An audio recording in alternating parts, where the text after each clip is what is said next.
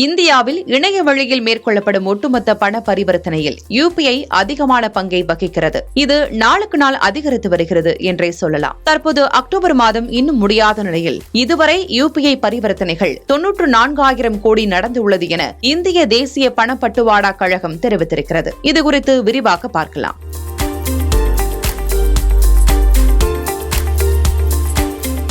இந்திய தேசிய பணப்பட்டுவாடா கழகத்தின் தரவுகளின்படி UPI மூலமாக தீபாவளி பண்டிகை காலத்தில் நடைபெற்ற பண பரிவர்த்தனையின் அளவு அதிகரித்துள்ளது.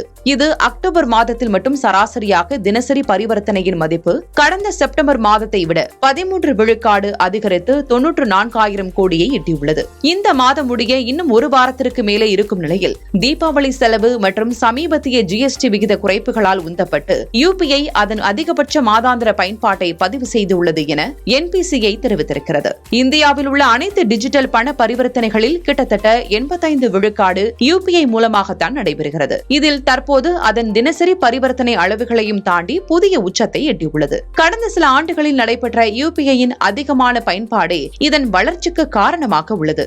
நடப்பு அக்டோபர் மாதத்தில் அதிகபட்சமாக ஒரே நாளில் UPI பரிவர்த்தனை எண்ணிக்கை 94,000 கோடியை தாண்டியுள்ளது. இதில் அதிகபட்சமாக தினசரி UPI பரிவர்த்தனை மதிப்பு மட்டும் இதுவரை 6 முறை 1 லட்சம் கோடியை தாண்டியுள்ளது. இது செப்டம்பர் மாதத்தோடு ஒப்பிடும்போது 2 மடங்கு அதிகமான எண்ணிக்கையாகும். அதே நேரம் தினசரி சராசரி UPI பண பரிவர்த்தனையின் மதிப்பு இதுவரை இல்லாத வகையில் 94,000 கோடியாக அதிகரித்து புதிய சாதனை படைக்கப்பட்டிருக்கிறது. குறிப்பாக மாதத்தின் நடுப்பகுதியில் UPI பரிவர்த்தனைகள் பெரும்பாலும் தினசரி மதிப்பிலிருந்து சுமார் 60,000 கோடியாக குறையும்.